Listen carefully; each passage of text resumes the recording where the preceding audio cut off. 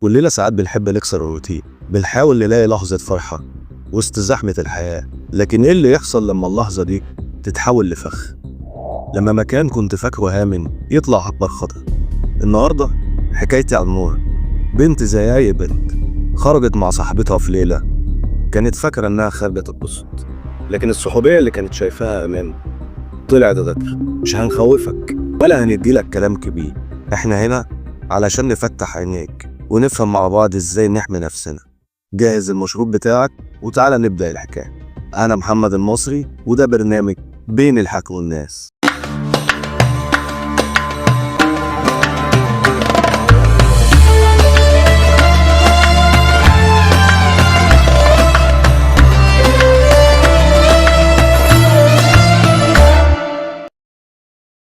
نورة بنت في العشرينات لسه متخرجة، صاحبتها مريم عرضت عليها تخرج شوية ويروحوا حفلة أصحابها عاملينها في فيلا على أطراف القاهرة.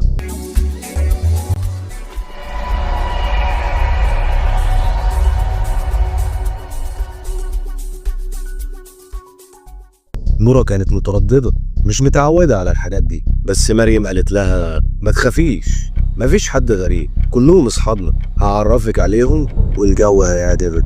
الفيلا كانت كبيرة وشيك قوي، لكن جوها مختلف عن اي حاجة نورة عارفاها. ناس كتير، موسيقى عالية، ومشروبات رايحة جاية في كل مكان. نورة كالعادة فضلت هادية في ركن لوحدها عمالة تتفرج، وواحدة واحدة بدأت تاخد على جو الحفلة. صاحبتها مريم قعدت تحاول تشدها يرقصوا مع اصحاب، لكن نورة رفضت. مريم قالت لها فكي شوية، احنا جايين نتبسط ودول مش غرب وانا عرفتك عليهم. نورة قالت لها روحي انت اتبسطي ورقصي يا صديقتي، انا مبسوطة كده. مريم راحت لاصحابها ونورة فضلت مكانها تسمع موسيقى وكانت مبسوطة بجو الحفلة والمكان.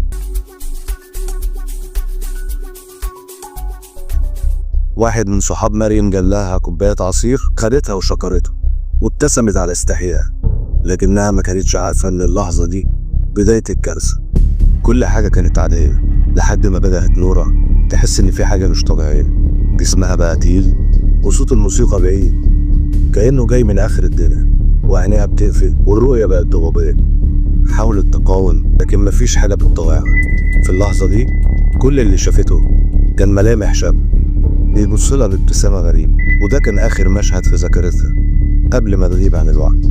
نورة صحيت لكن مش في بيتها، كانت في أوضة غريبة، سرير مش بتاعها ولبسها متغير. حاولت تتحرك لكن جسمها كان مرهق جدا، على هدومها كان فيه آثار دم لكن عقلها مش قادر يفسرها. في اللحظة دي نورة فهمت إنها اتعرضت لحاجة بشعة، بس ما كانتش قادرة تستوعب ازاي ده حصل ولا ليه. رغم صدمتها قررت نورة تروح حصن الشرطة. حكت للظابط كل حاجة فاكراها عن الحفلة، الفيلا، كوباية العصير، واللحظات الأخيرة قبل ما تغيب عن الوعي. الشرطة على طول طلبوا منها تحليل طب، وهنا ظهرت الحقيقة. جسم نورة كان فيه آثار مادة اسمها GHB أو زي ما بنسميها مخدر الاغتصاب. المادة دي بتشتغل بسرعة، بتخليك تفقد السيطرة تماما وتنسى كل حاجة حصلت بعد ما تأثر عليه. المخدر ده مادة مكونة من 3 أنواع رئيسية: حمض الجاما هيدرو، ودي مادة بتستخدم طبيا لعلاج الأرق وحالات القلق، بتأثر على الجهاز العصبي وبتسبب ارتخاء تام وفقدان في الوعي. روفينول نوع مهدئ قوي، وده ممكن يسبب فقدان كامل في الذاكرة. كيتامين مخدر بيطري وبيستخدم في العمليات الجراحية. مادة المخدر دي خطيرة جدا لأنها ملهاش ريحة ولا طعم، سهلة جدا تتحط في أي مشروب، بتسبب فقدان للوعي وكمان ممكن تمسح أي ذكريات للضحية، وفي كميات صغيرة منه ممكن تدمرك بالكامل. المخدر ده للأسف بيتسرب بين الشباب بشكل غير قانوني وبيستخدم في الجرائم دي. النيابة بعد ما اختلط بالواقع حولت نورة للطب الشرعي لتوقيع الكشف الطبي عليه، واكتشفوا انها اتعرضت للاغتصاب. النيابة اصدرت امر بالقبض على البناء، والشرطة اتحركت بسرعة وقبضت على المتهمين. الكارثة صاحبتها مريم كانت متورطة في الجريمة، هي اللي خططت لكل حاجة مع شاب من الموجودين، والحفلة كانت فخ معمول مخصوص لنور.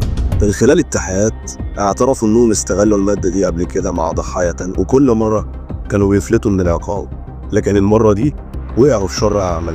القصة دي فكرتنا بجريمة هزت مصر، جريمة الفيران نفس الطريقة، نفس المادة، ونفس المصيدة. لكن كتير من المتهمين أحيانا بيفلتوا من العقاب قبل الأوان، والقصص دي بتسيب علامة جوه المجتمع.